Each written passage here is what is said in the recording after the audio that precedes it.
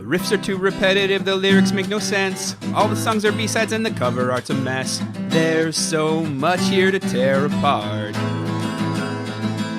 Listen to it for a week, now that week has passed. Here's Why I Hate This Album podcast with Tim and Garrett. Hello and welcome to another episode of Why I Hate This Album, the show where we pick a song or an album, listen to it for an entire week straight, and then come back here and tell you, the fine listener, if we hate it, and of course, why. I am one of your hosts, Garrett Harvey. With me, as always, co-host extraordinaire, Wario to my Mario, Timothy Richardson. Wario, how are you doing? Pretty good, actually. After a really weird detour last week, what I consider to be quite the setback, we are back on track for sexy spring this week, Garrett. Yeah, I can definitely concur. Last week was decidedly unsexy. Not unsexy, just less sexy than sexy spring deserves. Than it requires, than it demands. I would say several of the child-themed episodes put us firmly in the non-sexy camp. Oh, yes, that's true. I'm not talking about those. I'm talking about the Gravedigger song, we'll say, or maybe the Uncle Arthur. I'm cool, baby. Come on, show me those bodies. They're sealed at the funeral. I couldn't open it if I wanted to. Tim, why don't you tell the fine listeners at home what song we've been listening to for an entire week straight? We have been listening to the incredibly sexy 2003 single Milkshake by Kelis. What is a Kelis? Stay tuned to find out. And Tim, after an entire week with Kelis and her milkshake, I am beyond curious. Do you hate this song? No, Garrett, I don't, but it does make me a little uncomfortable. I mean, it's sexy, but I think I could do without this song, although I sense it will be part of our lives for the next 2 years and then part of my life for the following 50 or so. I will remember you with this song, Garrett, and I swear to God I will play it on repeat at your funeral. Loudly. Your mom will be crying. She sure will, but not for the reasons people will think. You'll be making a scene. Yes, I will. I gotta say, you've threatened to play several songs at my funeral, and I guess I could dwell on the fact that you're insistent I'm dying within the next 2 years, but that's apparently a given, so let's just put that aside. It is a given. Anyway, I think I'm going to give you the okay on this one. This is pretty funny. Yeah, I think so too. I would appreciate it. Don't know how you feel about it. I'd appreciate it if you did a, let's say, provocative, a Judy Gemstone level provocative dance in, on, or around my coffin. Yes, it will be in, Garrett. Is it a show coffin, or is there a body in there? Well, Garrett, I don't want to give too much away, but... You could sense me fishing, couldn't you? It will probably be empty. Oh. Gino, let's go ahead and up the odds on shark attack. No, sharks aren't real, Garrett. You're dying in space. Garrett, do you hate this song? Local man dies in poorly constructed spacecraft. Do you remember that guy that happened to? He was trying to prove the Earth was flat. That was amazing. It was phenomenal because first we read about him and said, that gentleman's certain to die. And then he did. Yep, now he's in hell. Garrett, do you hate this song? Heck no. It's sexy as all get out. Music video's doubly sexy. It's fun to sing along to. What's not to like? My enjoyment of it. What do you mean now? Sure. I think that you should not like how much I like it and how much I get into it. I don't think you should like what I'm wearing right now. Listen, Tim, we are in year 11 of this. None of this is new anymore. Your dances are disgusting. Your clothing does not contain your body. It does. Oh, okay, sure. Way to use grammar against me. It both contains your body, but does a poor job of containing your body. It does not conceal my body. Feel like we're splitting hairs. The important part is, I can see your taint, and I'm not happy about it. Okay, we're going to have to bleep at least 6 of those words. Don't you dare. The listeners deserve to know what I put up with on a daily basis. The viewers do know. Yeah, find the feed. Hey, viewers. Of course. You're welcome.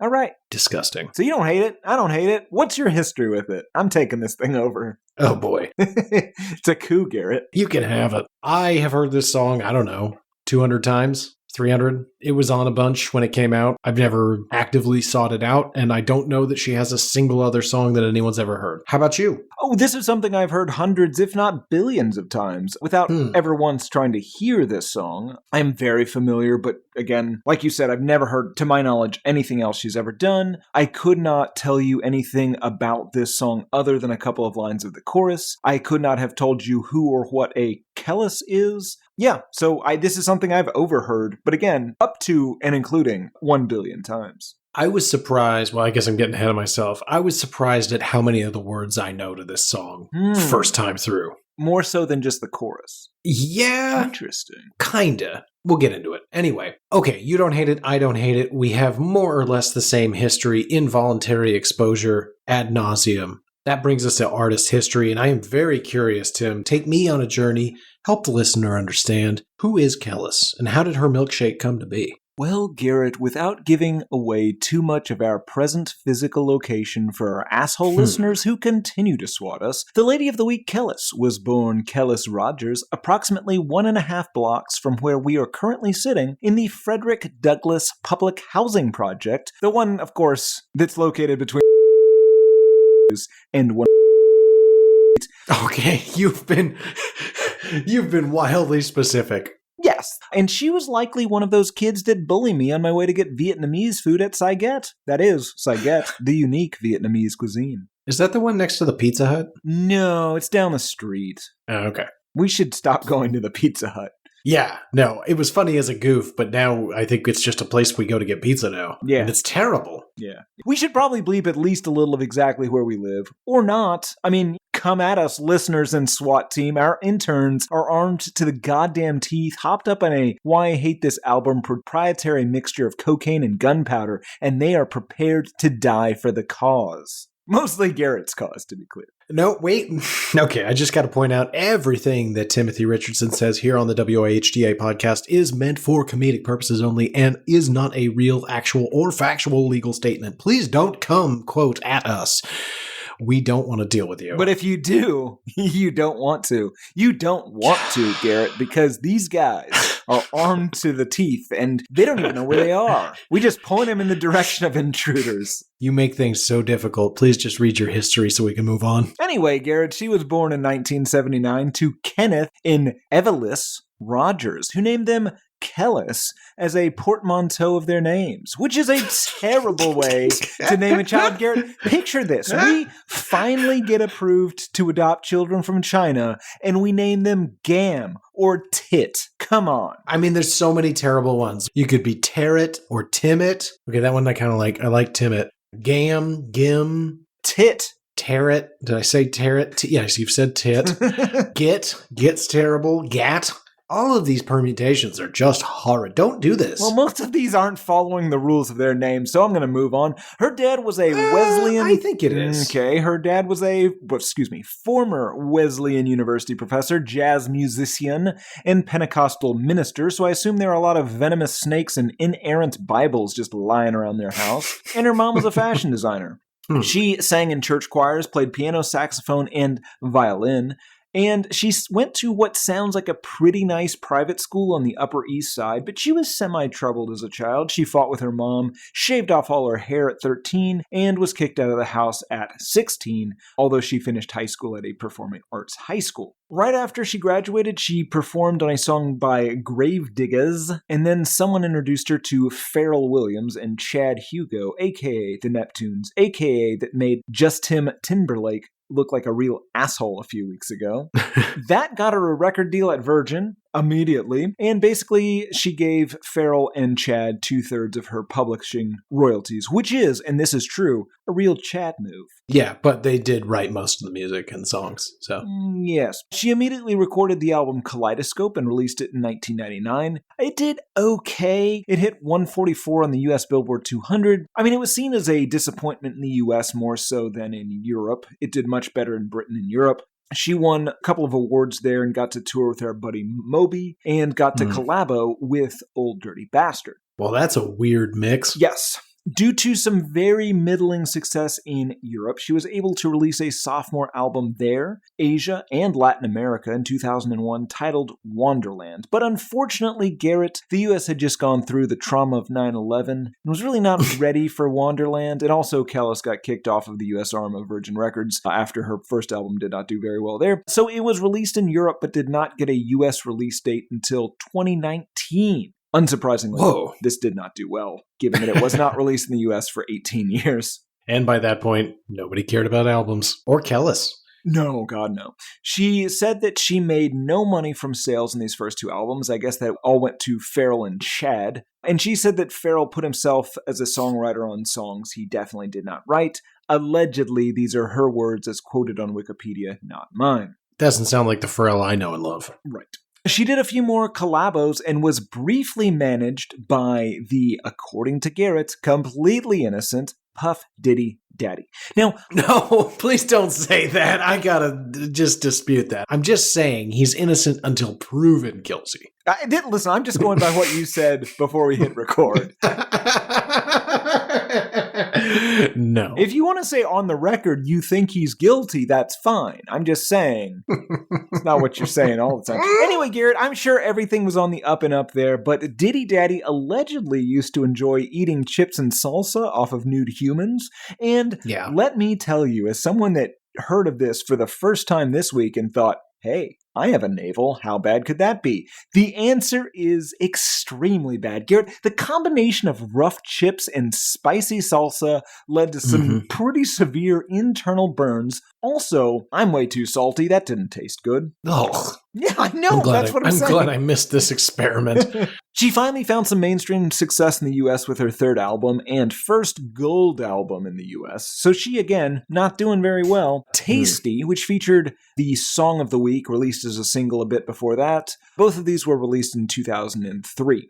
She also, that year, Garrett, married Nasir bin Alu Dera Jones, a.k.a. Nas, a.k.a. Nasty Nas, a.k.a. God's son. I hadn't heard that last one. That last one's weird. Yeah, it certainly explains my notes for later and several questions I had regarding it, so I'm glad you mentioned that. Good, good. She did some more collabos, including with Enrique Iglesias, Busta Rhymes, and Bjork, and toured with Britney Spears. She released Kelis Was Here in 2006. This was her first not to feature the allegedly thieving Neptunes in any way. And that did just okay, in part because the record label didn't promote it at all. But she did get to promote the 2007 Ford Edge with her song Push It to the Edge. Recorded and released specifically for that car, the Ford Edge. I used to have a Ford Edge. My mom used to have a Ford Edge. You once asked... When I said my mom had a Ford Edge, you fucking laughed at me and said that was not a car, and 6 months later you had one. I don't think so. She released a line of fashion accessories called Cake sometime around this time as well. Could you eat the accessories? We'll get to it, Garrett. We will get to it. Almost certainly, yes. In 2007, she was detained by police in Miami for disorderly conduct when she began screaming racial epithets at police posing as prostitutes in a nightclub. Allegedly. Wait, which part? The whole thing, Garrett. Every bit of that. But were the police actually posing as prostitutes? Or were they prostitutes posing as police posing as prostitutes? How deep does it go? Oh, well, I'm already pretty confused and don't care, so you can keep going. In 2009, she divorced Nasty Nas, a.k.a. God's son, describing him as both mentally and physically abusive, saying that the Chris Brown-Rihanna thing was the main reason for this. She said she felt embarrassed after seeing pictures of Rihanna beaten savagely because she, very allegedly, also had bruises all over her. Nas has since claimed this was slander, and I am not taking sides. It's probably best. Probably not for us to do that. Since 2006, Garrett, she was secretly training as a chef and saucier. She graduated from Le Cordon Bleu in 2010, so she is legitimately trained as a chef, and I assume she makes everyone in the recording studio say yes, chef to her in a way that would make me stab her fucking eyeballs. Accurate. Then she signed with Interscope and released Flesh Tone in 2010. She toured or whatever. She did a concert directed by David Lynch that ended weird, Garrett. Really, really weird. You gotta see it to believe it, but some people are saying that it might be a generational defining moment in concert history. She released a line of sauces in 2013. She says that she really, really loves sauce. She described it as what accessories are to a woman's outfit. Sauce defines where the dish is from and who's making it. I think everything is better smothered, poured, or dipped after fucking dark. The fuck are we talking about here? She loves food, Garrett. We're getting a little bit ahead of ourselves, Garrett, but I'm going to propose something. What if a milkshake in this song is just a milkshake? Oh my god. She released the album Food in 2014 and did some more collabos. And then she performed at South by Southwest. And of course, Garrett, when I say performed, I do not mean musically. I mean, she ran a food truck. She released a cookbook in 2015. Good for her. Garrett, I think this is all about food. God damn. She also married photographer Mike Mora at some point in here, and she moved to a remote farm with him outside of Los Angeles. In 2017, she released a milkshake recipe as a collabo with Bailey's Irish Cream, presumably in reference to this song. She appeared on a cooking competition show on Netflix called Cooked with Cannabis, released on 4/20, Hitler's birthday. That was in 2020. Unfortunately, in 2022, her husband Mike Mora did die of gastric adenocarcinoma. God. It's food related, or at least food adjacent, but yes, huge bummer. In 20... What's wrong with you?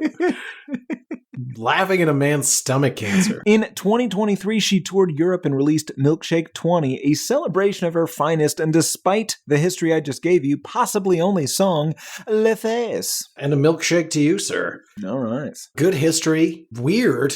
More food-centric than I expected. Really starting to change my opinion of what this song might be about. I also gave away her address pretty definitively. Yeah, that was way too specific. Oh well. I don't know that we should be giving the interns as much of the Gary powder, as you like to call it, as we are. Good lord. Listen, it doesn't come with instructions, pal. If it's good enough for Bolivia, it's good enough for us, okay? Just quiet. All right. If you want to change the ratio, go right ahead. I'm not in charge. Oh. I don't. It seems to be working. Yeah, no, I mean, this place is spick and span. And well protected. And they're all so down to give their lives. Yeah. They're eager almost. Yeah, I wish we hadn't given them the silver spray paint. It seemed like fun, but they've made a real mess. Yeah, that part's not so spick and span. Garrett, let's listen to this song. My milkshake brings all the boys to the yard, and they're like, it's better than yours, damn right. I mean, after dark, right? Do I need to say it? Should we say it in unison? Yeah, I mean, pretty after dark. It's dripping with sex. Yeah. Soaked. Maybe. It might just be about a milkshake. Or it's just about a great milkshake and her aspirations to make a cookbook. Yeah, we'll get into it. We will. Okay, so you and I have differing opinions on the quality of this song in general. Before we talk about the lyrics. I don't know that we do. Okay, well, you just said you don't enjoy it at all, whereas I enjoy it. I find it catchy. I find it arousing. I don't think I said that. I said that I don't really need it in my life anymore. I see. I didn't catch the anymore. I see. I'm milkshaked out, Garrett. That's fair. See, I went so long without it, it was fun to revisit this week. I'm dehydrated at this point. Too much dairy. Yes, we'll say that. When I have too much dairy, I have to have water. Yeah, because of the diarrhea. That's correct. I have the lactate, but I'm not taking it. Yeah, okay, so maybe we're closer than I thought. Let's touch tips. It's an enjoyable song. It's catchy. Super catchy. So catchy. Not hard to understand why it became wildly popular. Yeah, it's weird, though, that this is the only song she's ever made. That I do find strange, and I have no real explanation for it other than she may never have wanted to do it in the first place. Maybe, but it seems like she did. I mean, she was super into music as a kid. She lived right by us, so there's nothing else for her to do. Yeah. I mean, she go like rock climbing, I guess. Well, right. Or harass people on their way to Saget. I don't think that's her. No, it's not. I'm just saying, 20 years ago, that would have been her. Yes. To be clear, Tim is being harassed by children. Probably like 30 years ago. Yeah. They're scary kids, though, Garrett. They're like those kids on The Wire. You ever see The Wire? I think you need to be real specific real fast so it doesn't sound like you're a raging racist. Oh, sorry. You know the kids that would hang out in the center of those housing projects there? Yes, that's different. Okay. Yeah, you'd be intimidated by them, right? Yes. Yeah, they've been around more blocks than me. Yes. or at least maybe the block more times. I don't know. But to be clear and to help my good friend Tim here, yeah, he's getting harassed by street toughs. Yes. That's probably the best way to put it. And it's hilarious. I high-five them. I think they find it very funny that I don't think they respect you either. I think those They are may not. sarcastic high fives. I don't know. We'll find out. They invited me over. Oh, do not go. I think they want to hang out with me. We're going to make fun of you. You're not coming. No, I'm definitely not coming. Tim, I need you to come with me. I'm terrified. Okay, let's get into this song. We've listened to a bit of a clip. The music is, honestly, I'll actually say the music is more complicated than is probably even necessary, and it's not bad. Yeah, it is. It really feels like 2003, though. You can tell it's not quite rap. Like, you could tell that this is something, and I believe this song was offered to Britney Spears, maybe? Really? I think so. But, like, it kind of has a pop star thing to it more so than, like, even an R&B thing. Yes, this is a pop song. Yeah. Firmly a pop song. Yeah, but I mean, it kind of gets thrown in with like, this is rap, or this is R&B, or this is hip-hop in a way, and it's really not. Like, not at its heart. There's some aspects of that, sure, but yeah. This is bubblegum nonsense. I mean, that's what the Neptunes write, and that's what you got here. Yeah, they're writing stuff for just him. That's right. Mr. Timberlake. Ironically. Yeah. In conjunction with his wife in an effort to humiliate him publicly. Insult his manhood. Yes, humiliate him publicly. Correct. Good stuff. Jess, give me a call. I don't think she's gonna. I do. Let's get into the lyrics, Tim. It begins, and I want to give it the proper gravitas it deserves. Please don't sing this like she does. I'm not gonna. My milkshake brings all the boys to the yard, and they're like, it's better than yours. Damn right, it's better than yours. I can teach you, but I have to charge. Without getting into the music video, and I can actually tell you, I looked up a lot of articles where she told journalists what this is about, and it's always wildly different. Yeah, almost like she's making it up because she didn't write the song. Right, she is. It means whatever people want it to. It was just a word we came up with on a whim, but then the song took on a life of its own. She's also said, a milkshake is the thing that makes women special. It's what gives us our confidence and what makes us exciting. She's also talked at length about how milkshake represents the female essence, the difference between the sexes, and what makes her so attractive that she has men queuing for her. Now, it's either, in this context, her ass or her breasts. Don't forget her vagine. Or her vagine. Sure. But again, given her culinary ambitions, she might literally mean a milkshake, right? Or potentially milkshake is code for food in general. But this might be a song intended to advertise her delicious food, James Buffet style. And I don't know if you remember how Jimmy Buffett wrote all those songs about various foods and drinks, and then you insisted that cheeseburgers were dicks and lettuce was buttholes, but really he was just trying to get you drunk in his weird shoeless burger restaurant so that he could become a billionaire. Right. I don't remember the lettuce butthole conversation, but I'll trust you. Oh yeah, you remember that? I like mine with lettuce and tomato, Heinz 57, and French fried potatoes, and you're like, yeah, that's buttholes. It seems like a wild distillation of what I likely said, but I'll go with you. Yeah. The other thing is she might be running some sort of fellatio academy. Because she is teaching things, Garrett. Her milkshake brings all the boys to the yard. So all the dudes, whether it's some sort of body part or food, it's attracting men. Body part, food, or technique. Or technique, yes. And these men are all, boys, are all saying how her milkshake in particular is better than these other ladies, and then she's offering to teach them. So it does seem to be either a technique, possibly some sort of food thing, possibly some sort of sexual act. Yes, that only she knows about. Maybe she invented something brand new, something you've never even heard of. Like behind the knee. Maybe. Try it at home, kids. HeyPodmail@gmail.com. How did it go? Behind the knee. You're welcome. You're not welcome. I'm so sorry for what you've done. Yeah, that's a weird thing. Anywho, I like mine with lettuce and tomato. God damn it, no. Stop singing that. Fried potatoes. Song continues. I know you want it. The thing that makes me. What the guys go crazy for. They lose their minds. The way I wind. I think it's time. It might be some sort of sex act. I think it is the first female-oriented art of the pickup, but it's lady on lady instead of sad men.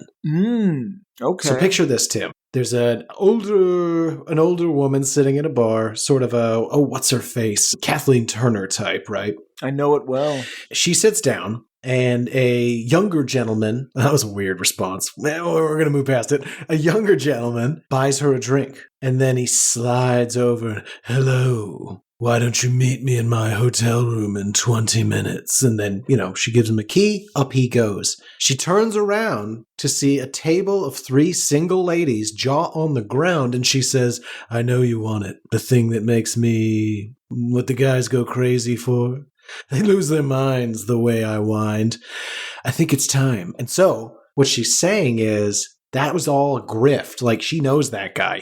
That's her son. Ugh. And they're not really dating, you asshole. No, That's I know, a grift. but get a different guy to do this thing with. It's still weird. Hey, listen, if you are running a scam in a Sheraton hotel bar, like, you're probably using family members. In any event, you're getting us off track. What I found is a lot of people, when you're running scams, they say prove it. And you gotta, just don't use family just in members. case. That's a good point.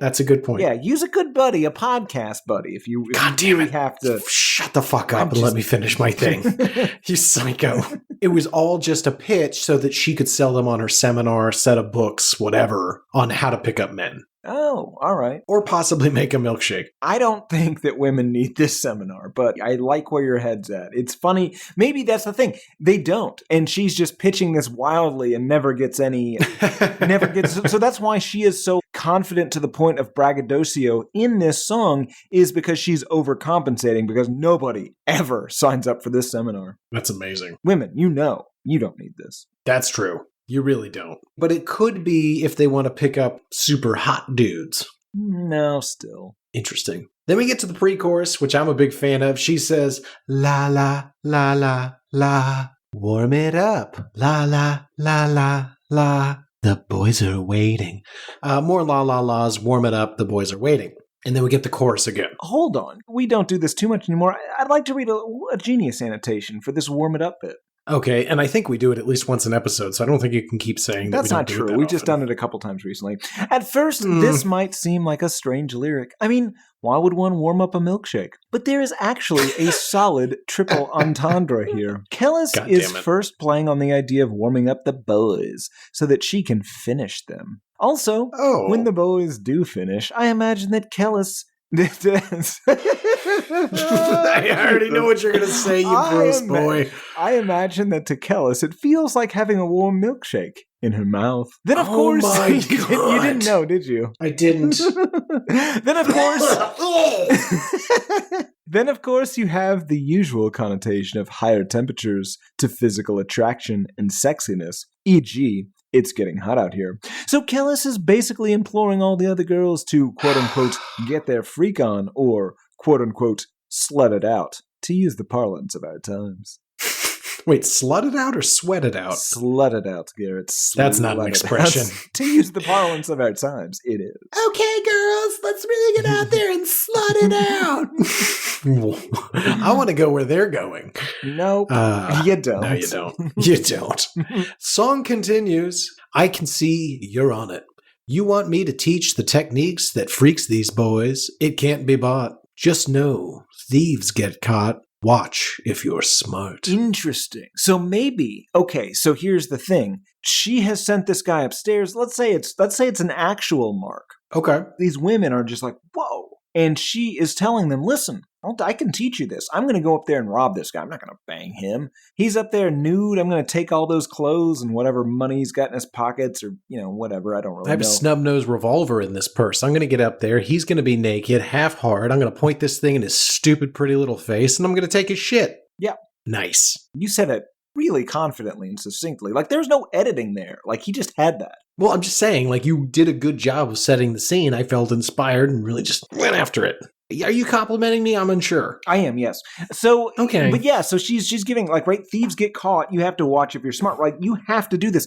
And in fact, it's probably better if they don't even know that you have robbed them. It's a scam academy now, right? Like, it's a scam academy. I love this. It's not a pickup artist academy. They're using their feminine wiles. And yes, of course, sometimes they have to take a hot milkshake to the mouth. But, That's just how shit works, right? Like occasionally you fuck up, right? Sometimes thieves get caught, but like if you follow these rules, if you watch close, you can pick up these techniques. Exactly. I love this. I mean, now it's super gross the way you said it, but I want to now change things by about 5 degrees based on all of the things we just discovered. We're no longer at a hotel bar. We are maybe at the bus station. Super in. And it's not a nice hotel anymore. There's a Motel 6 next door, but she still has a key. Same basic scam. Although I gotta say, I really do like the idea of maybe she's like a Selena Kyle, Catwoman style. She's like running a thief academy. And so it's high end. They're wearing the pearls and the fancy dresses. They go out to all of Gotham's finest. Well, it doesn't have to be Gotham. It can be a real place. It does. Uncle Arthur follows Batman. Eventually you're gonna... Sorry. And so she goes out there and she's running these classes on how to scam these assholes, bring them up to the room. And then they're so embarrassed, these super rich guys aren't going to report the crime. So you can do it pretty brazenly. Yeah. I love this. And then occasionally one of them shows up in the middle of the night dressed like a real asshole, just beating the shit out of people. He wants his fucking, keys to his mobile back. Where's my wallet? Yes. Good stuff. Song continues.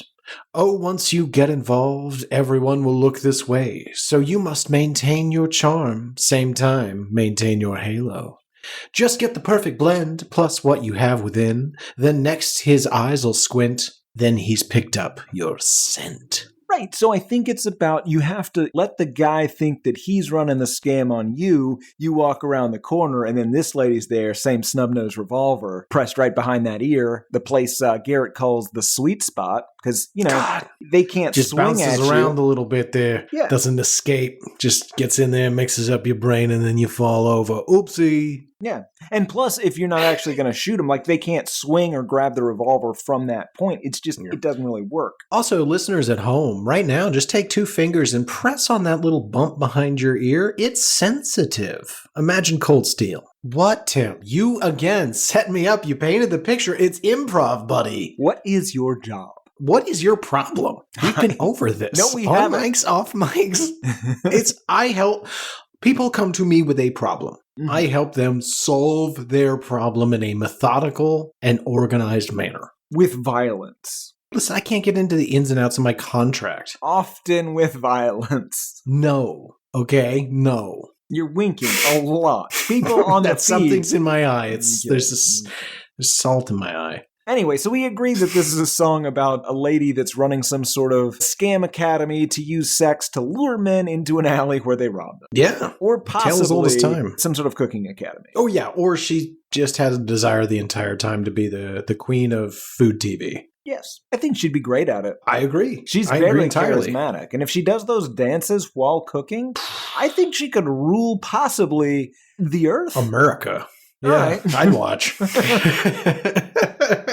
Yeah, it's a compelling argument. I feel like we have a missed opportunity to really downgrade the entire narrative we've just put together to Lot Lizard Academy. I mean, absolutely. That's very fun. Yeah. Again, it could just be some sort of horror academy. Sensitive language. Well, listen. You need to be able, if you're a prostitute, not a lot lizard, they take all comers, but if you're a prostitute, you have to be able to judge a guy and make sure, that you're safe, that he's safe, but not too safe, because no one wants that. And to be able to, make sure that you're not getting yourself into a situation, and maybe, you've got somebody with a snub-nosed revolver watching out for you. No, you're not wrong. But also you have to be good at the act itself, which she's going to teach you too. It's a whole... Come on down to Lou Begali's Horror Academy. Learn things like spotting a gun. Understanding, is your mark a cop? Step 1, ask. He has to tell you, are you a cop? That's true, listener. Police officers do have to tell you. Absolutely not. In fact, the Supreme Court has made it abundantly clear, not only do they not have to tell you, in an interrogation, they are legally allowed to lie to you. Don't talk to the police. Sure. Yes, in all situations. Always lawyer up. Yeah, good stuff. Where were we? Oh, right. How did this do? We haven't done the music video yet, friend. Oh, I don't remember the order in which we do things. Okay, that brings us to the music video. I'll kick us off, Tim. Feel free to pause me at any moment. Let me kick us off by saying, confusingly, this only has 55 million views. Yeah, that's surprising. Yeah. Anyway, now you kick us off. I've kicked it to you. You kick it back. Dynamite stuff. Hard to imagine that we've only been doing this 8 years. Seriously. Okay, we open with the lovely Kelis walking down the street in what appears to be New York, maybe Queens. Wasn't super sure. Look like Queens. I feel like I'm kind of an expert now. Definitely not. It's shocking how poorly you spot the boroughs, unless it's ours. And then you give great detail about where that is. Anyway, she goes into Tasty's Yard, a diner, where she immediately bends over the counter suggestively and starts sucking on the cherry from a milkshake that was on the counter. Yes. And here's a tip. Don't do that. Yeah, get a fresh made one. You don't want a warm milkshake. You don't want some sort of... You don't know what's in that. Get ready for that hot mouth shake. Oh. Yeah, we already know what that is. She's suggestively sucking on that cherry, so much so that we immediately cut to a mother who covers her son's eyes because he is just overcome with her sexiness. Yeah. And hey, I don't fault this kid at all. It is super sexy. No, he's a little boy Garrett. Listen, I thought it was pretty sexy too. And I'm a big boy Garrett. You sure are, friend. Anyway, a mother covers her son, blah, blah, blah. Kelis flicks the cherry Kelis gets done sucking the cherry and then decides to flick it across the diner into another diner's milkshake, and he is smitten with this act. And I don't Don't throw your food into other people's food. Then we get a good close look at the kitchen staff, and I was shocked until Tim did the history to see Nas just chilling in the kitchen. He's apparently a short order cook at Tasty's. Yeah, and allegedly their relationship ended poorly. Wow. Then things get awesome. Kelis starts dancing all over the diner. Every man in there is super aroused in front of their mothers, their girlfriends, their wives. They don't seem to care. They are hypnotized by this woman. And I mean, again, it's a very sexy. Right. And so this is what she needs to be teaching the other whores, because she needs to be able to teach them how to lure good men. Because listen, the kind of guys that are going to most prostitutes, they're not upstanding citizens and they don't have a lot of wealth. Those guys go to islands and other horrific bullshit. The point is... They need to not be prostitutes, Tim. They need to just lure men up. The man needs to think that this is a one-night stand. No, that's excellent. Yeah. And so they're going to that hotel room. They're not expecting to pay jack shit. And they're not going to pay jack shit. They're getting robbed. So it's all nice and legal. Right? Because that's not a transaction. Listen, the whole thing was free as could be. I just happened to rob him. Yeah. There's a difference. Yeah.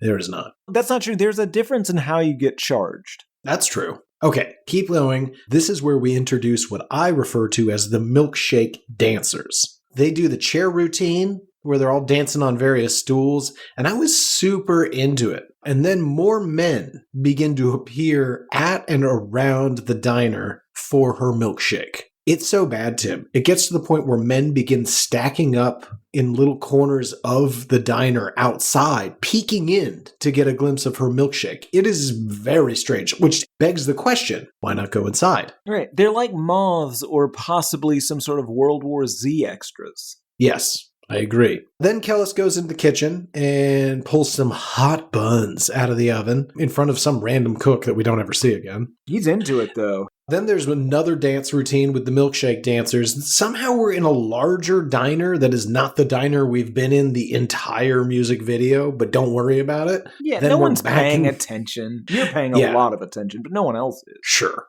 Then we're back in the original diner, Tasty's, and everyone's dancing. Kelis has on a new gold dress and her milkshake machine. Oh, right. Then we cut to the milkshake machine. It's coming everywhere. It's disgusting. Yeah, it is a poorly disguised metaphor. Yeah, that thing is just spurting hot shake.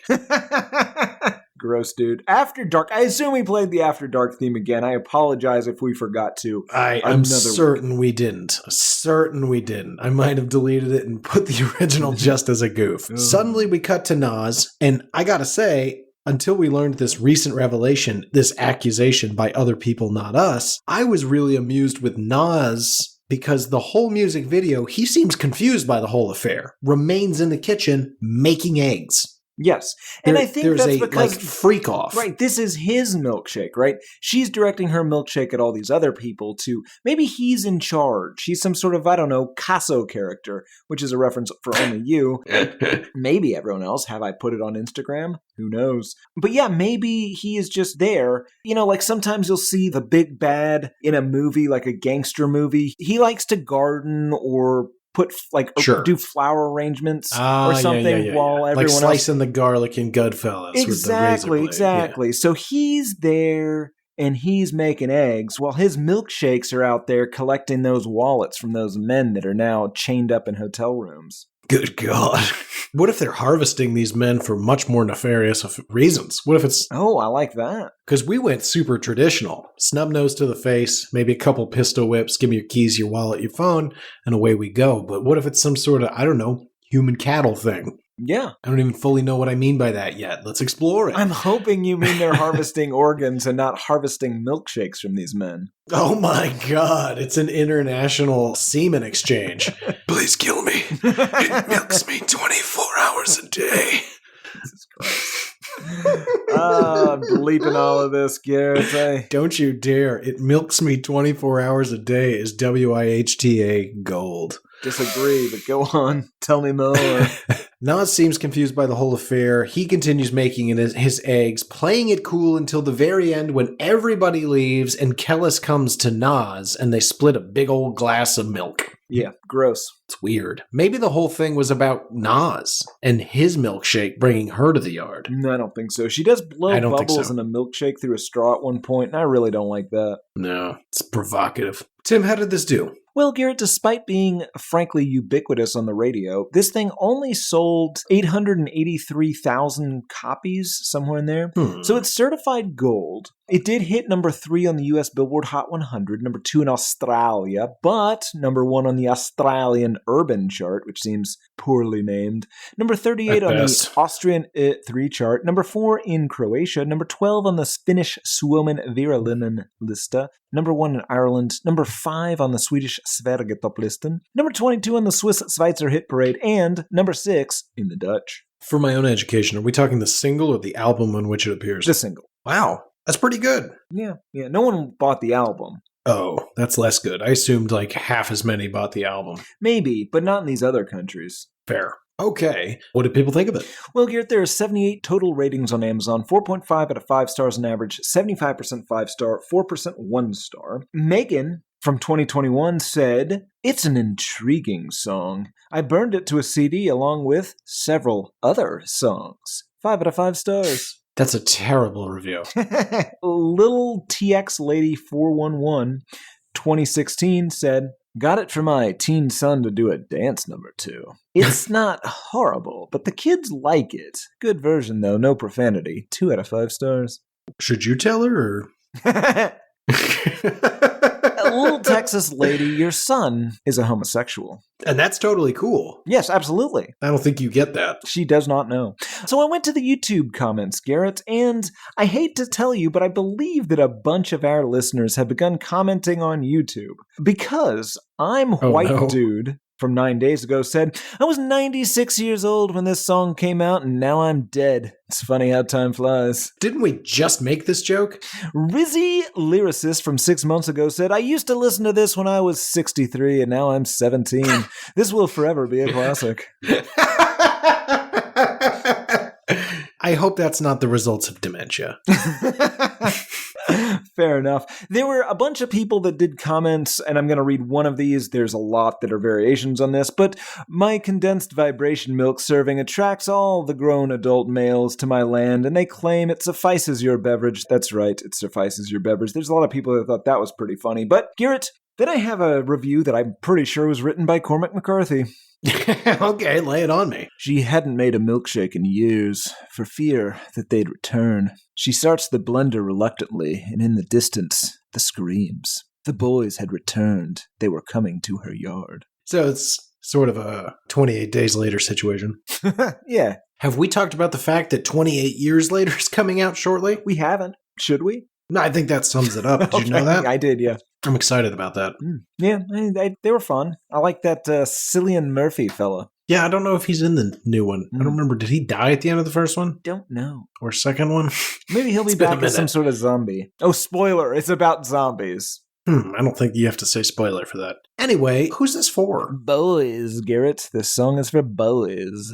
Or about women who want to learn how to lure boys. Yes, but ultimately, boys are the target. Boys. That's fair. That's true. Is it? Yes. Yeah, that is true. The music video is sure for boys. Brings us to final thoughts. Do you even have any? I mean, we know what this song is, Garrett. It is a advertisement for her school on fellatio and robbery. It's a fuck anthem.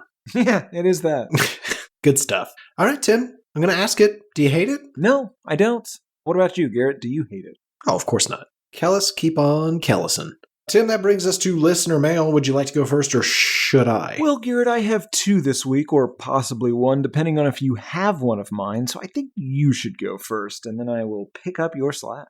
I have 2 as well, in case you have one of mine. Well, read your favorite one, and we'll go from there. I have Keep an Eye on Gino, or The Truth of Ted Bundy's Murder Accusations. Excellent. We have 4 emails this week. I don't know why we both get 2, because it never, ever crossbreeds. This will be good, Garrett. We'll knock some of these out, because they're piling up. There's hundreds. The one I'm going to read is really long. Yeah, we'll see. Okay. I'll kick us off with, I think it was Franklin who wrote us. Again, Franklin, these are always pretty funny. The Truth of Ted Bundy's Murder Accusations. He begins, Dear Gold Cobra, and to a lesser extent, Tim. That is, of course, all I read. Buddy. All I had to read. I started a new theory and might be able to prove Ted Bundy is either innocent or was forced to a Manson type of situation. Incorrect. He loved to murder. Yeah. And do other stuff. He's got a pretty lengthy explanation. Let's go through it. Let me explain. Ted Bundy's first murders began in the mid-60s, his last in the early to mid-70s. As most know, his go-to car was the Volkswagen Beetle. He was accused of stealing the same model multiple times. Now, here's the theory. Herbie the fucking love bug, aka the murder bug. Herbie's first movie, early 60s. Before hitting it big in 1968's The Love Bug, where was Herbie? I propose to you... Hold on. I just want to say, I was very skeptical. I expressed my skepticism early. I am fully on board with this theory. That is a wild swing that I would advise you against, but I don't care. So yeah, let's get on board. This is great. I propose to you that Herbie had Ted Bundy commit those murders under some sort of Faustian bargain type shit. Or mind control. Yeah, or, a curse. It is commonly claimed that Ted would often look anxiously at the car during an abduction/attempted abduction, or would be sweaty and quick in hours prior to his murder. I don't know what that means, but okay. How does this relate to music? Does it come back to music? Let's stay tuned. I would have kept reading. There'd be no need. My goodness. You know what? I want to be angry, but I loved it. You just put an interstitial in the middle of a sentence. Wow. Will he finish the end of this paragraph? Stay tuned to find out. Well, it's looking now like you might not. Why Ted would be so anxious? It is because Herbie had you under his control. Did Herbie demand the bodies of those women so he could soak in their blood amongst his floor panels? Because I find it to be a coincidence that after Bundy's arrest, there started to be more movies produced about this car, the Volkswagen Beetle. Herbie helps them win the race. The racer gets the trophy and gives a "thanks, Herbie." I don't know what any of that has to do with anything. Ted Bundy sacrifices the bodies of harlots to Herbie, gets arrested for it. Thanks, Herbie. This is why the 2000 film Herbie Fully Loaded, Herbie did attempt to kill the junkyard owner in a very Disney fashion. I don't know what any of this means. ND, towards the latter half, he did try to keep Lindsay Lohan stalled in a monster truck derby. But she's race car driver raised by Michael Keaton playing famous race car driver. Dude, what happened here? I feel like he got real drunk halfway through his email. This is a lesson. Save your emails, write them down, and then go back and edit them before you send them to us, because this is a great theory in a very poorly written email. It was going really well, and then, I'm probably going to have cut the parts that really didn't make any sense, but let's see if I can pick it back up here. ND, towards the latter half, maybe it's supposed to be, I don't know what that would be. but they're capitalized. I don't know, man. Towards the latter half, he did try to keep Lindsay Lohan stalled in a monster truck derby, but she's race car driver raised by Michael Keaton playing famous race car driver. So she was the only woman that could get him going. Why are our listeners so interesting and also so illiterate? Yeah. Okay. Now the theory that Herbie committed the murders himself is a lot more funny. A girl going to sleep, just about to doze off. Suddenly the closet opens. Headlights shine brightly as Pilot's Magic, the opening song to Herbie, the Herbie Fully Loaded. Dude knows way too much about Herbie. Starts blaring. Okay. So what he's saying is it's much funnier that instead of Ted Bundy being forced to murder on Herbie's behalf, Herbie framed Ted Bundy for these girl murders. Yeah, it's very funny. It's much funnier. It's just borderline illiterate. Herbs fully accelerates into her and then returns to hear Ted parked himself. Dude, I can't keep going. All right, here's the thing. Stop just reading the first sentence. Yeah, I'm never going to stop that. Okay, let me skip towards the end here. Who the fuck is Ted? There's a whole new character about Ted. We'll go past all this. P.S. Ted Bundy. What is wrong with Oh, you? right. Sorry. I got so lost in the fucking Herbie Fully Loaded with Michael Keaton that I forgot we were talking about Ted Bundy. P.S. I did notice Tim seemed to be offended by his lack of invitation to my Chuck E. Cheese funeral. Good. Recommendations for episodes. Good. Oh, here we go. Hold on. You can't keep me from going to Chuck E. Cheese. They do not reserve the whole thing for your funeral. I think they do. Anyway, album suggestion, The Duchess by Fergie. Good suggestion. Single, Blister in the Sun by Violet Femmes. Great suggestion. And solo cast, something on Tiny Tim. Boy, you're on fire here, Franklin. If you just hadn't completely mangled 7 sentences in a row, this would be a hell of an email. Love the show. Thank you so much for the hours of the days you fill for me. What? Tuesday's dead ass are the highlights most week, Franklin. All right. My God. Here's the thing. We're going to skip several weeks in a row now because of you, to punish you. We thank you for listening to the show. Read things We're before taking a you hit month send. Jesus Christ. It was like really good, and we think your theory rocks, and your suggestions are perfect. Mm-hmm. But you can't write, and you probably can't read. Or you have a drug problem. Well, I was just going to say, just double check the sentences before you hit send. I'm going to take it from here. Maybe we'll come back to you. I'll see. This is from Morgan. It's called Prepisode Pop-Up. Oh, okay. I'm curious about this one. Dear disembodied voices from the internet. Being from the northern states, I've never had the luxury of experiencing the fine dining establishment Papados. In fact, until I started listening to your potty, I'd never heard of such a place. Or so I thought. While listening to a throwback hip-hop station, I heard the song Like a Pimp by David Banner featuring Lil Flip. Late in the 5th verse, it's shorter than it sounds, Lil Flip says, "You can catch us at Papados eating steak and shrimp," which made me question if Papados is a common reference I'd just been missing. Turns out it is. There are at least 7 other songs featuring a Papados shout-out, with some even in the title of the song. This makes me think that rappers have been stealing G. Garrett's idea for Texas Toast sponsorship. See Applebee's Heat Ache. Anywho, I thought you'd like this tidbit of information. If not, you have it anyway. Morgan. P.S. The music video to Like a Pimp is worth a watch. The song isn't terrible, and the video has all the important things a 2003 rap video needs: girls dancing provocatively, cool phones of the time, and black men being chased through a cemetery by the KKK. Oh, that last part's a bit of a curveball. Who was that from? From Morgan. Woo! Morgan, and I good will email. say this, very few typos. Not none, but few. Less than Franklin's. Yes. And I have one more, Garrett, because yours was super long. This is from Brennan, called 2G-Pod and the West Central Park Strangler. Don't love that. I do. Hey, Gigi Coolharv and Terry Chartson. This is just a short message. Wondering if you two can see the comments I've been leaving on Spotify uploads of the potty. If not, you're missing out on some great bits. I'm Bro Chacho. Well, Bro Chacho, you will be happy to hear we cannot. I'm Bro Chacho on the spots. Also, this is in the Don't Expose Me to the I use C, but Liquid Snake and I don't know each other. Dude is just crazy like me and decided to play along perfectly to my divorce VHS bits. I also got kicked from the Discord server like 4 years ago for saying Northern Ireland belongs to the Irish. Small Horse Dan is a Brit, LOL. I don't know what any of that means. You guys are having weird stuff on the Discord server. Something something keeps splooging up the RA. Brennan.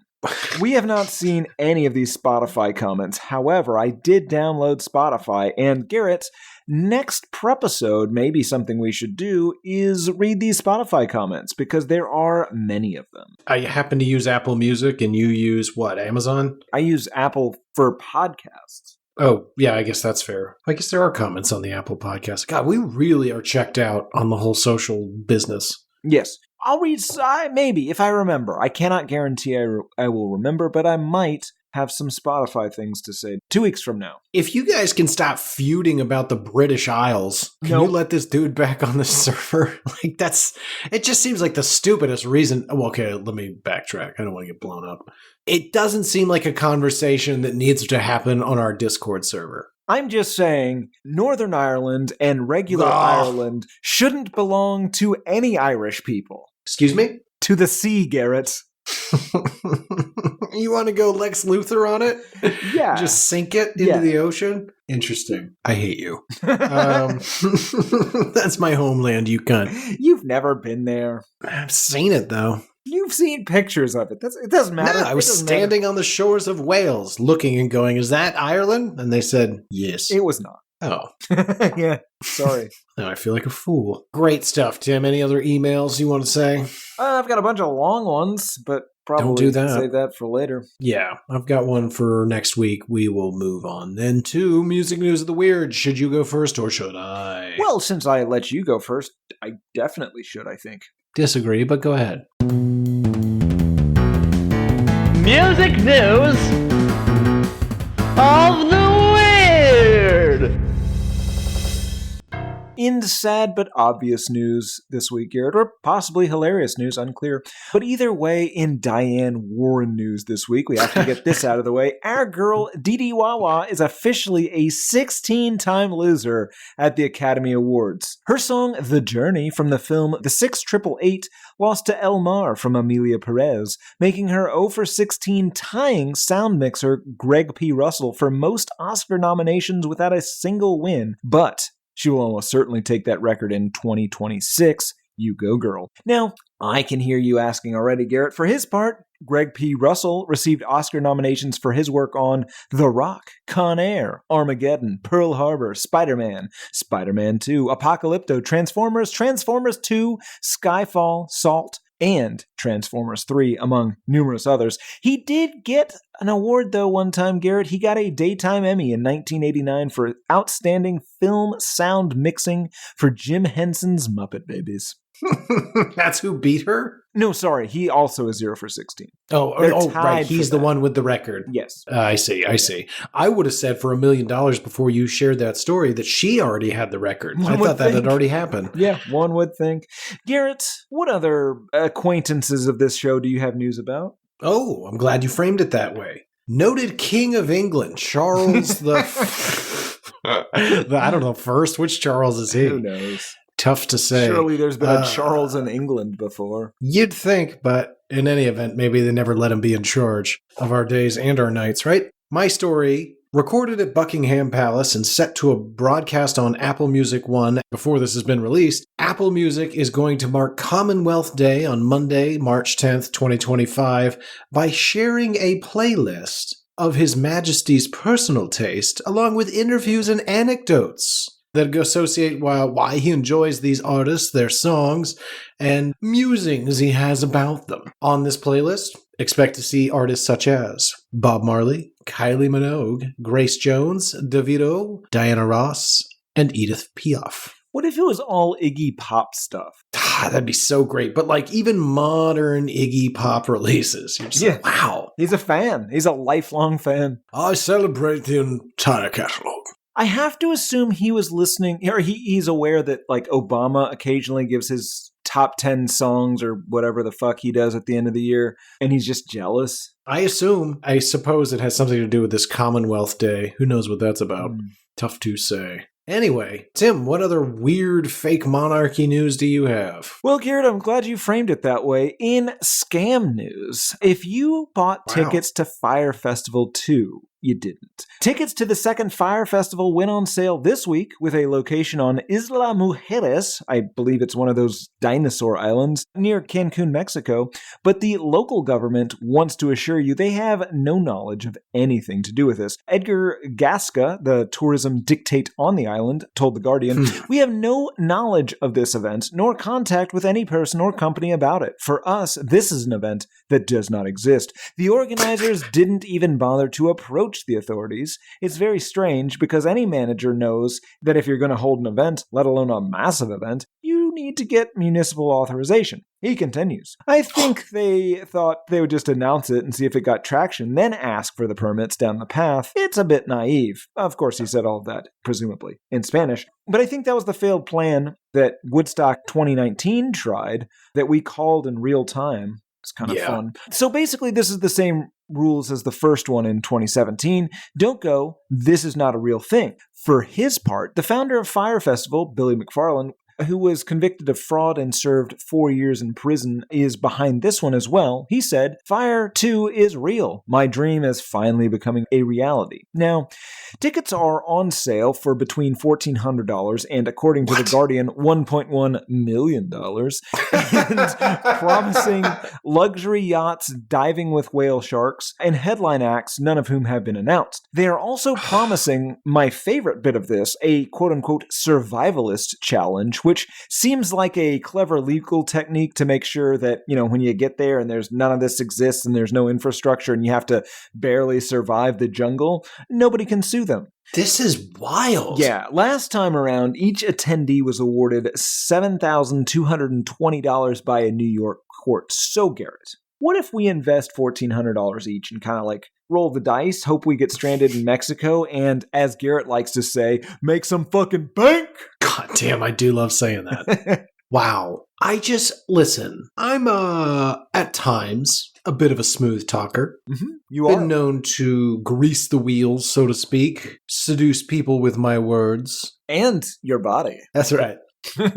But I don't understand. I can't seem to get to the level that this asshole's at, where he keeps convincing people with a whole bunch of money to give him money to do fake things. Right, but the problem is we have to have a better back end than he does, because he then went to jail and lost all of his money. What we would like to do is to do the part that he did on the beginning, but then have like really good lawyers so that Interesting. We're just like, yeah, no, if you read the small print, none of that's real. We told you none of it's real. You're dumb. This was all a piece of concept art, or, you know, it was I don't know, it was a goof. It was a life bit. Sure. Nobody ever reads the terms of service. Right. We're just buried at the bottom. Now, I wasn't pitching that at all. I love it. I'm still going to stand by it. It's a good idea. I was going to say, give me money and I'll do real things. I will happily throw a festival. I know exactly how to do that, but no one's going to give me money to do that. No, and they also keep giving this idiot. If they do give us money for that, we're not going to do that. I don't know why I'm involving myself. You are. I think I'm starting to understand why nobody gives me money. You just pipe right up next to me and just be like, hey, by the way, we're going to take it. We're not going to do any of this. Yeah. I don't even know what we're talking about. Honestly, though, if you get in as an investor up front and maybe you get some of your friends to invest to you, that way you're making up the money that you've lost, and then you get them in on the scam, and then they get some friends to give to them. Listen, and then, you know, maybe you give us a little taste of that money that you're getting. I am not against a Ponzi scheme, but we have to structure it as multi-level marketing. Otherwise, you go to jail. Same thing. I can do that. I'll phrase it however you want. It's an upside-down pyramid. Anyway. Do you have more news, Garrett? I do. I do have more news. I have a lot more news. So much news. Tim, chaos ensued recently on an 80s-themed Royal Caribbean cruise when the fiancé of Faster Pussycat, a apparently semi-famous 80s band I've never heard of, when their lead singer's special lady went overboard after a heated exchange with frontman of the band, Tame Down. Came down. Yeah. The U.S. Coast Guard searched for hours. They deployed a helicopter crew and other personnel immediately around the very large cruise ship. But unfortunately, after hours of searching by the Royal Bahamian Defense Force, things were suspended and his special lady's body was not recovered. Now, correct me if I'm wrong, but this is sort of the same scenario that happened on both of your honeymoons, right? I mean, I could see how you might draw vague parallels. Because the lady went over the edge of a boat. Right, but other than that... And was never found by Bahamians. Neither of them were themed. Sure. And I wasn't going to the Bahamas either. Did you murder those ladies? Tim, my goodness. Do you kiss your mother with that mouth? I do. Jesus H. Christ. We will definitely have bleeped some of those My words. mom also wants to know. She's worried for my safety if you're out there murdering ladies. I don't know why I told her I'm not a lady. I don't think he's going to push me off a boat. Not like those other two ladies that he pushed off that boat. I was nowhere near those women when they fell. Convincing. Tim, what other incriminating news do you have? Well, Garrett, I'm going to keep it Caribbean with my final story of the day in Tool news. Tool recently did a destination festival in the Dominican Republic called Live in the Sands, and their fans are fucking pissed. They promised 2 unique sets over 2 nights, but Garrett, they did not deliver. The first was a douchey and pretentious 10 songs, but the second set was only a douchey and pretentious 9 songs, and 4 of those songs, Garrett, were played douchily and pretentiously the night before. Can you imagine? I can't. Their douchey and pretentious fans booed them as they walked off stage, with fans saying so much for the 2 unique sets we were promised, and they quit 30 minutes early tonight. If you hated Tool fans, this is what you would do. It's perplexing that they are this disconnected from reality. I think it's more than fucked up. I think it's a breach of contract and they owe us a refund for tonight. Unacceptable. At least Primus kicked ass and the other bands were great. Tool's my favorite band and I'm just beside myself that they would do this after all this hype. The law offices of Stas Ruzek in Atlanta, Georgia, who attended the show, has already set up a class action lawsuit to get them what they are owed. So if you are a douchey and pretentious Tool fan that would like some money, give them a call. I would be angry if... What if those are your favorite 4 songs? Sure, but if it was... What if, I mean, listen, if you're going to a second show and Jack plays Carolina Drama, you're not booing. Sure, but if it was advertised as 2 unique shows... Yeah, but if he plays Carolina Drama 2 nights in a row, I'm still kind of on board for that, right? Yeah, or like a 6-minute version of Blue Vans. That's fun. Really, whatever he'd like to do is my Jack point is White, that I we guess. are fans of most of Jack White's music, and these Tool fans are douchey and pretentious. Garrett, do you have other news? I do. I'm going to roll through it pretty quickly. First, hometown hero, Detective Melissa Mercado, an NYPD officer with 7 years under the badge, is going viral, Tim. She has taken off her uniform in favor of a bra and G-string to dance in a rap video. New York rapper Esquire, spelled exactly how you're picturing, released his Doin' That music video at the top of February. Doing that. Nailed I've heard it. But his views catapulted this week once Detective Mercado was recognized. The video, directed by Picture Perfect and distributed by Worldstar Hip Hop, immediately opens with a shot of the cop's cheeks and they be clapping as she twerks on the stage in an empty bar as Esquire raps about pee-popping and pole dancing. This is why I've always said, if you're going to be in pornography, ladies, always wear some sort of terrifying mask through the whole thing so that you're not recognized. That's right. Today you're going to be fucking Bob Dole. Story continues. In what is a shocking turn of events and makes me just feel warm and fuzzy inside, the NYPD said that they are completely cool with this. She's not breaking the law. What she wants to do in her free time is her business. So good for them. Ironically, Tim, the rapper Esquire is doing literally everything he can to distance himself from this cop. It is awesome. He is just like, I didn't know. All that chemistry was fake. It's just a music video. I could tell something was off with her. He's worried now that people think he's a snitch. Correct. Fucking dirty rat. Yep. I'm not saying that, but I believe it. Yeah, he is, probably. Wow. Tim is saying it. No, I'm just saying that's the way it looks to me. That he definitely is, yeah. He's probably, if you've done business with him, some sort of a legal business, assume that the police know who you are and what you've done. Yikes. In my final story today, Tim, that absolutely must be shared because it is the definition of music news of the weird. There is a podcast called Inmate Tea with A&P, hosted by two lovely women named April and Patricia. Recently, they have come under a bit of fire when they made the decision to post an interview with convicted felon R. Kelly. Oh dear. Yeah. During their chat, Patricia in particular was feeling it when Kelly began out of nowhere to sing. I mean, listen, the guy's done some bad stuff, but if we had him on our show, I'd let him sing. I'd get into it too. He's a great singer. Absolutely. Horrible man. Horrible man. Story continues. Scoring the R. Kelly interview happened entirely by accident. The pair were interviewing a different inmate who mentioned just haphazardly that Kelly was in the same prison. He then managed to just get him on the phone. Yeah, it's really strange. Should we be interviewing R. Kelly? Yes. April and Patricia say they were comfortable going forward with the interview because they didn't discuss his case at all. He's under a gag rule, which, while he's under his appeals for his conviction on multiple charges, including forced labor, sexual exploitation of a minor, and of the Mann Act. But as Patricia puts it, quote, "We're just two individuals who are able to separate the art from the artist. And when R. Kelly calls, you answer." End quote. Tim, you want to say it or should I? I don't know. I'll say it. When R. Kelly calls, absolutely do not answer.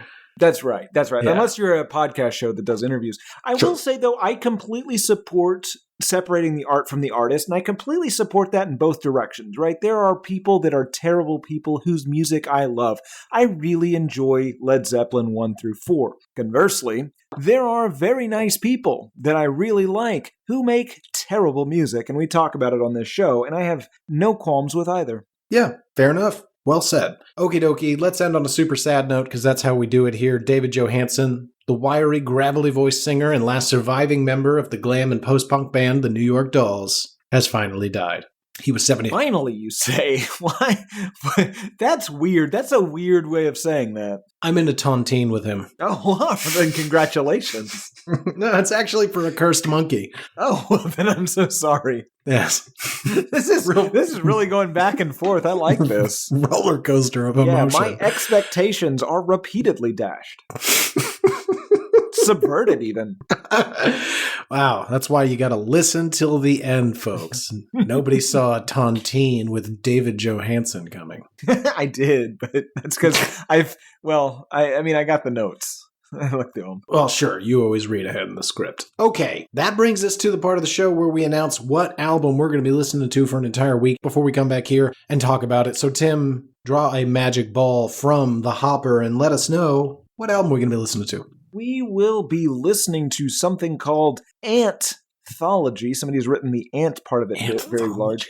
By Alien Ant Farm. Oh. Is this the Smooth Criminal thing? Yeah, that's the Smooth Criminal thing. I don't want to do this. Why is it not a single? Why is it a whole album? Well, because if it was a single, we'd just be talking about the Michael Jackson thing. We'd be like, well, we don't hate this.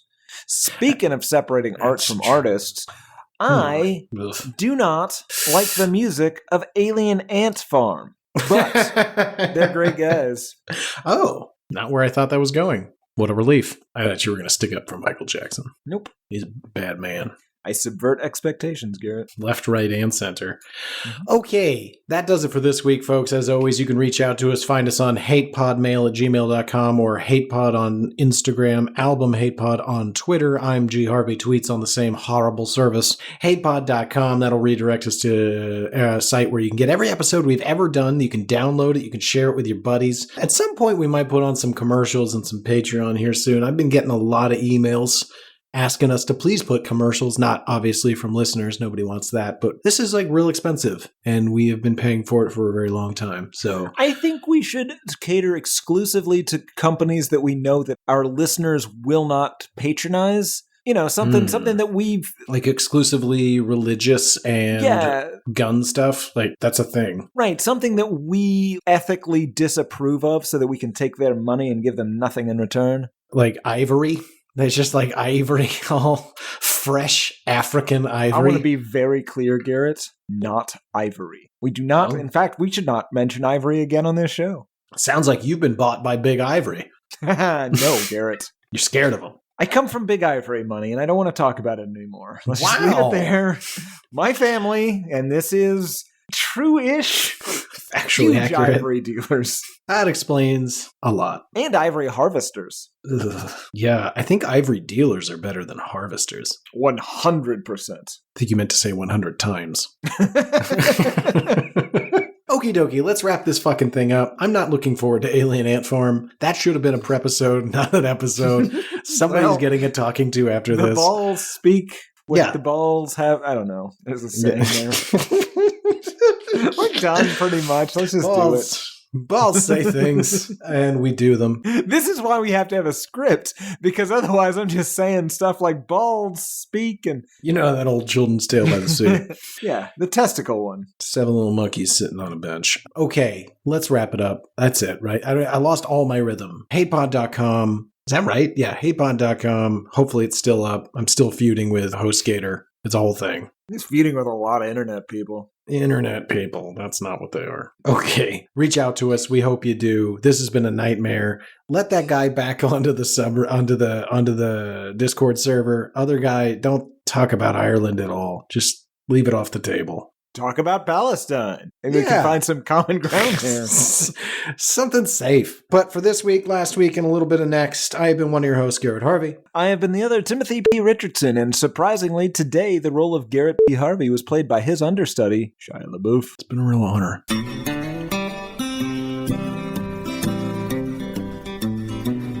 There's cowboys running through my dreams. Nothing's quite the way it seems. I joined the Navy, got kicked out in a week. My facial features aren't distinct. Try to find some meaning in these songs. The genius is a genius, got it wrong. No, it's a lobster murder sex thing. It's the bleaching of the rear. A full assault on both your ears.